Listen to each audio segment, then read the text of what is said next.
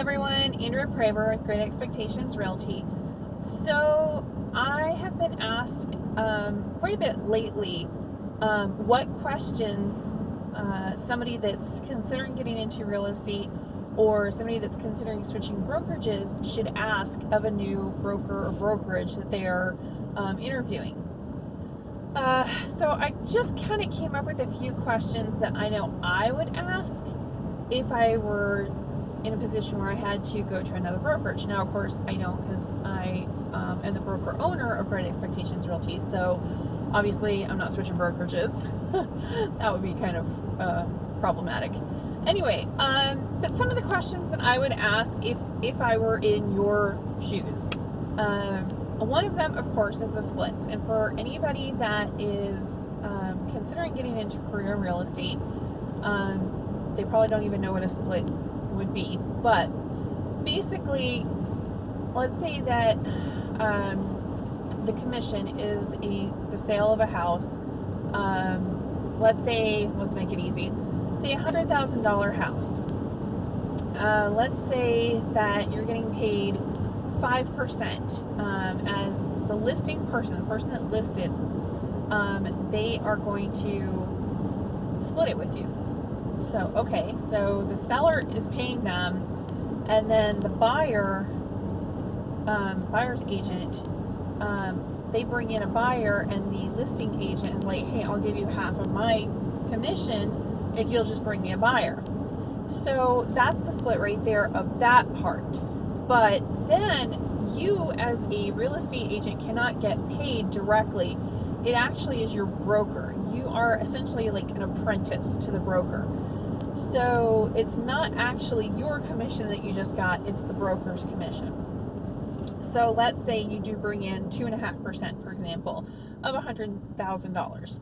So just right off the top of my head, it's about $2,500. Okay, you bring that to the broker.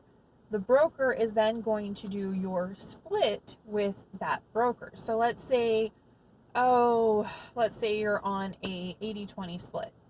That means that you're going to get 80% of what you brought in, and the brokerage is going to get 20%. So that $2,500 is going to get split 80-20. Now, here's the clincher. With that, there's a lot of brokerages out there that charge extra fees. So let's say, I know one in town, they charge an advertising fee. So whether you do extra advertising or not, they're going to charge you $70 a month just because they advertise, and that's your portion of what they advertise their company. Another one charges, oh goodness, there's so many things. Another one I just saw, they charge E&O insurance, which is errors and omission. Now we charge it by transaction as well. It's $40, and that comes out of the split as well. So $40 per transaction. Doesn't sound like much, right? Well, that's all well and good, except for another brokerage just found out that they actually charge by month, and they charge $600. And it's not per transaction, it's just per agent. Your cut is $600. I'm like, ugh. So what if you go 1 month and you don't even have a transaction? You're still going to be paying $600? That's a lot. Some of the other things that I've seen are paying for printing fees, postage, copies, color copies versus black and white copies. What's another one? Desk fees. There's that one. Where that's basically you have your split, and then just for the joy of having your license there, they're going to charge you $200, $400, $1,000 a month, whatever, to hang your license there, basically. So there's a lot of fees that get tacked on and everything. So it's not necessarily just a split. You also want to know what all those little fees are up front, because you don't want any surprises. I mean, once you switch your license over to somebody, or once you hang your license with somebody, you get your business cards, you got your name badges, you got all your signs and signage and your website. I mean, it's a lot of time and money that goes into advertising your services. And if you're doing that with the wrong broker's name, it can be very difficult, very time consuming, and costly in order to switch. So if you're going to do that, try and ask these questions up front. What are the fees? I want to know all of them to the penny. What exactly are you charging?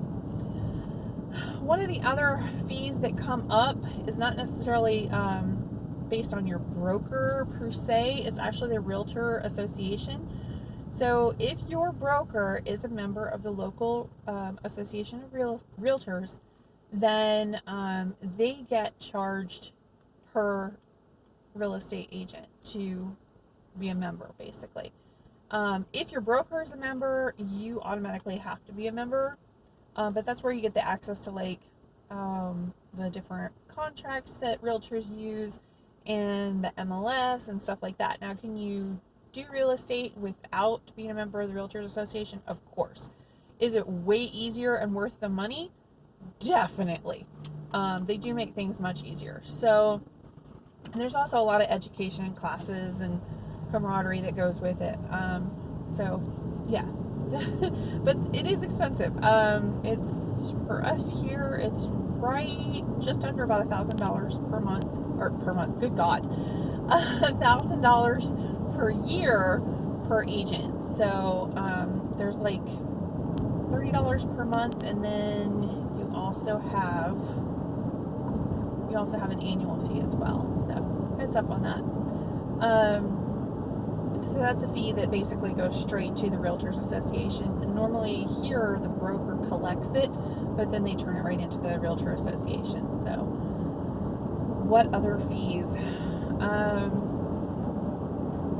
You can have a website. There's a lot of different things.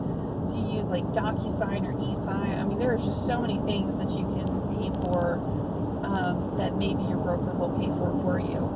So for us, for example, when a new agent comes on, we pay for their first 500 business cards. We pay for their name badge. We basically give them a head start just so they can just hit the ground running. I mean, they should be able to just walk in, sign with us, and walk out and be like ready to go. So, but that's not everybody. We're a very small group, and that's actually pretty rare. Also check when you're asking questions, ask about education and mentoring. That is huge. I mean, especially for the new real estate agents, they don't know what they're doing. You just have to learn the ropes from somebody. I mean, just, some brokerages, you'll go in and they're like, okay, welcome to the group and here's your number. I mean, your number, not a name. And then it's like, okay, there's a phone, dial for dollars. I mean, there's no script, there's nothing. You just kind of show up and they just, sink or swim, but there's, real estate agents signing with them are a dime a dozen, so who cares? So, I mean, somebody that's been doing it for years and years or whatever, they would probably have a clue what they're doing. They already have a customer base. But a brand new agent, they are going to just flounder. That's not a good place. Definitely some place that has all the systems in place for you, the training, any kind of mentoring program is fantastic. I guess that's basically about it. It's just kind of not just looking at the splits, but it's also looking at what you're going to get out of the relationship and what the broker expects of you in the relationship, and being able to live up to that. I know some people are only able to do part-time. Well, is that brokerage geared toward part-time agents, or are they just wanting you full-time? Is that always going to be an issue? Do you have kids? Are the kids allowed at the office, or is it a major no-no? There's so much stuff. It's not just about the split. That's a big deal, but it's not everything. So you really want to get into a really happy, healthy environment for you, and a place that's going to work out with your lifestyle and your career, because it is. You're basically an independent contractor, so you get to decide what your day and your month and your year and your career is going to look like. So make sure whoever you sign with is going to fit in with that as well. So anyway, if you guys have any questions, hit me up. I am always available for you, your questions, comments, concerns, or otherwise. And I am just about to this showing, so I guess I will talk to you guys later. All right, bye.